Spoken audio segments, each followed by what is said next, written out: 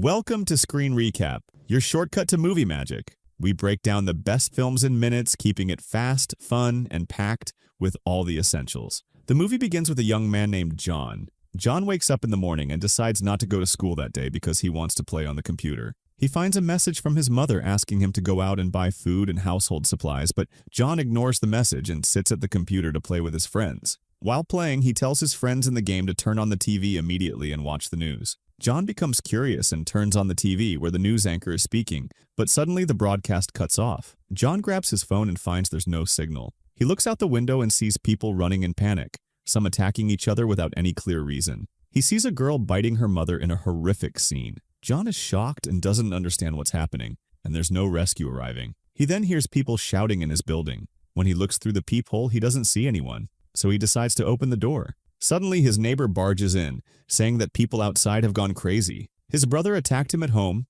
turning into a zombie and trying to kill him. The neighbor asks to stay with John for a while, but John refuses, suggesting he call the police instead. The neighbor calms down and asks to use John's bathroom before leaving. John agrees and lets him in. Meanwhile, the TV signal returns, and it's announced that both the signal and communications are unstable, and cities are in chaos due to a recently spread infection. Those infected turn into zombies, becoming extremely violent and feeding on human flesh. The anchor warns that anyone bitten by a zombie will also turn into one. Symptoms include bleeding from the eyes and severe pain before transformation. John, his neighbor in the bathroom, and decides to grab a knife to protect himself. The neighbor comes out, covering a wound on his neck. John raises the knife, but the neighbor tries to reassure him, saying he's fine and just needs an hour to rest. John notices blood on the neighbor's hand and becomes scared. Shortly after, the neighbor's eyes begin to bleed and he looks in the mirror in shock, screaming. He starts convulsing, his body contorting as he fully transforms into a zombie. He attacks John, trying to bite him, but John quickly pushes him out of the apartment and stabs him in self-defense. John successfully locks himself inside. Looking through the peephole, he sees a massive zombie attacking and devouring his neighbor. John is horrified and remains silent so the zombie won't hear him. Blood from the neighbor seeps under the door, and John is overcome with fear. He moves a large fridge to block the apartment door, ensuring no one can enter. He washes his face, hoping it's all just a nightmare, but realizes it's real. He tries calling his sister, but the network is down. He receives a message from her saying, "Don't worry about us, we're safe. Never open the door and make sure your food lasts as long as possible. Take care of yourself and beware of the zombies everywhere." John looks at a photo of his family, hoping they stay safe. He checks his food supplies and discovers there's very little left. He regrets not listening to his mother and going out to buy food. He sleeps on the couch, and the next day, the news reports that the infection has spread further, with many people turning into zombies. The anchor interviews a doctor who explains that zombies exhibit extreme violence and aggression. She advises everyone to stay cautious, secure their homes, stockpile enough food for 2 months, and avoid going outside until the situation becomes clearer. John sees people posting photos and messages online, pleading for help from the army and police. He decides to do the same, taking a photo of himself holding a paper with his name and address, and uploads it online, asking for help. He watches a video of someone stepping onto their balcony with a phone, trying to get a signal. The person succeeds but loses balance and falls. Inspired by this, John uses a drone, attaching his phone to it. He connects the drone to his goggles, flying it high to find a signal. The idea works and he gets a weak signal. He calls his sister, but unfortunately, the drone's battery dies and it crashes along with his phone. John falls into despair, sitting at his computer to play games to pass the time, but the network disruptions prevent him from continuing. At night, he hears noises from the street and looks out the window. Suddenly, a gunshot is fired in his direction from afar. A policewoman is seen trying to kill zombies and escape. However, the zombies outnumber her, and she runs out of bullets. She tries to reload quickly but doesn't succeed in killing the remaining zombies. They attack her, and she attempts to commit suicide but fails. The zombie won't hear him. Blood from the neighbor seeps under the door, and John is overcome with fear. He moves a large fridge to block the apartment door, ensuring no one can enter. He washes his face, hoping it's all just a nightmare, but realizes it's real. He tries calling his sister, but the network is down. He receives a message from her saying, "Don't worry about us, we're safe. Never open the door and make sure your food lasts as long as possible. Take care of yourself and beware of the zombies everywhere." John looks at a photo of his family, hoping they stay safe. He checks his food supplies and discovers there's very little left. He regrets not listening to his mother and going out to buy food. He sleeps on the couch, and the next day, the news reports that the infection has spread further, with many people turning into zombies. The anchor interviews a doctor who explains that zombies exhibit extreme violence and aggression. She advises everyone to stay cautious, secure their homes, stockpile enough food for 2 months, and avoid going outside until the situation becomes clearer. John sees people posting photos and messages online, pleading for help from the army and police. He decides to do the same, taking a photo of himself holding a paper with his name and address, and uploads it online, asking for help. He watches a video of someone stepping onto their balcony with a phone, trying to get a signal. The person succeeds but loses balance and falls. Inspired by this, John uses a drone, attaching his phone to it. He connects the drone to his goggles, flying it high to find a signal. The idea works, and he gets a weak signal. He calls his sister, but unfortunately the drone's battery dies and it crashes along with his phone. John falls into despair, sitting at his computer to play games to pass the time, but the network disruptions prevent him from continuing. At night, he hears noises from the street and looks out the window. Suddenly, a gunshot is fired in his direction from afar. A policewoman is seen trying to kill zombies and escape. However, the zombies outnumber her, and she runs out of bullets. She tries to reload quickly but doesn't succeed in killing the remaining zombies. They attack her, and she attempts to commit suicide but fails. The zombies knock her gun away and drag her across the ground. John witnesses this and wants to retrieve the gun for self-defense. Later, he hears loud banging on his apartment door. He grabs a bat, preparing himself. The banging causes the fridge to move, revealing a zombie behind it. John panics, trying to push the fridge back to block the zombie, but realizes it won't work. He runs to the balcony, pretending to jump. The zombie follows and jumps, falling to its death. John feels relieved and sees a large horde of zombies in the distance, including the policewoman who is now turned into one. He secures his apartment door with nails to prevent any further intrusions. John discovers that all his food fell out of the fridge during the struggle, leaving him disheartened as it was his only supply. He hears a woman screaming in the street and records a video saying, "This is my second day trapped at home. I don't know what to do. It's a miracle I'm still alive." After 7 days of the outbreak, John takes out his father's bottle of alcohol, drinking it out of desperation as there's nothing else to drink. He covers his entire balcony to prevent zombies from seeing him. Watching the news, he sees footage of zombies filling the streets. He eats instant noodles but accidentally spills water while throwing the TV remote, wasting some of his limited supply. John becomes upset, realizing the water is cut off, and the little he has left is all that remains. He regrets spilling it, knowing he must conserve every drop, and he was forced to drink water from the ground. Yet, despite everything, he never left the house, even though he wanted to go out to get the policewoman's gun. When he turned on the TV, he found the same news over and over. The country couldn't find a solution. The broadcasters urged people to stay home. Days passed with nothing new.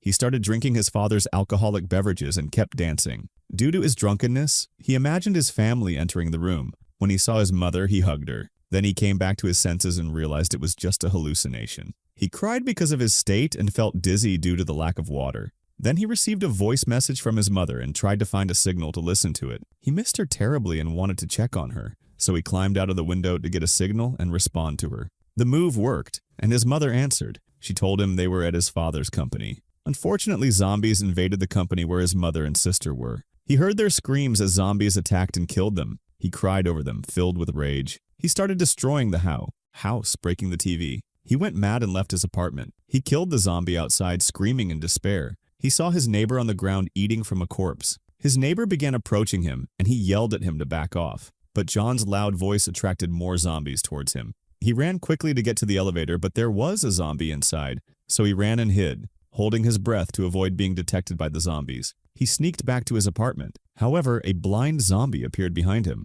John stood still, silent, letting the zombie pass by. When he returned to his apartment, the zombies heard him closing the door. They tried to break in, but he held onto the doorknob until they left. After 20 days, he had finished all the alcohol bottles. He saw power stations exploding, and the electricity in his building went out. He lost hope, sinking into depression. He tried to record a video but couldn't speak a word due to his despair. He decided to end his life, tying a rope around his neck, surrendering to suicide. But suddenly, a laser light shone on him from the opposite building, pointing to the word "No." John reconsidered and untied himself. It turned out there was a woman living in the opposite building named Kim. She used the laser to stop him from committing suicide. She pointed to words on a board to communicate with him, asking him not to speak so the zombies wouldn't hear. They agreed to communicate through sign language. She scolded him for thinking about suicide. They planned to meet at the window at 7 a.m. the next day.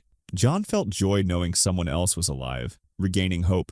Kim's home was equipped with traps and weapons, and she had enough food. The next morning, John woke up late for their meeting. When he looked for her, she wasn't there. Kim spotted him and ensured the area was safe before coming out. She scolded him for being late, and they introduced themselves. Later, a zombie entered Kim's house. She agreed with John to meet again at the window at 7 a.m. She returned to her house, where the zombie was caught in her trap. She killed it with a hammer. That night, it rained. John and Kim used the opportunity to put out cups and plates to collect water. The next morning, John met Kim at the window, visibly hungry. She understood and decided to send him food. She tried throwing a ball to establish a line between their buildings, but the plan failed due to the distance. John used a drone he had, attaching a string to it, successfully connecting their buildings. Kim sent a bag of food to John, making him very happy. However, a zombie grabbed the string in the street, pulling it hard, causing Kim to fall. The table holding the string dangled over the edge. The zombie climbed the string. Kim, unconscious, was in danger. John distracted the zombie with the drone. Meanwhile, many zombies tried to break into John's apartment. The climbing zombie grabbed the drone but was killed by Kim, who had regained consciousness. The zombies below screamed at her. John wrapped his feet in tape to muffle his steps, avoiding detection. He left his apartment with a stick, finding his neighbor's corpse on the ground. He took the keys to his neighbor's apartment, entering to gather food. He found a corpse in one of the rooms and 2 walkie-talkies. He checked if the corpse was alive or dead. Suddenly, a zombie attacked him from behind. John used the dead body as a shield and escaped back to his apartment safely. He enjoyed the food he had collected and sent some, along with a walkie-talkie, to Kim. The next day, they communicated through the walkie-talkies. John was happy to finally talk to someone. Kim thanked him for the food, but he told her she saved his life. Kim replied, "I didn't save your life. You wanted to live and found a reason to keep going because of me." John responded, "Anyway, without you, I would have died." They changed the subject, cooking together at the same time. They talked all day, getting to know each other better. Kim told him she was afraid of heights. John was surprised that someone who had cut off a zombie's hand could fear heights.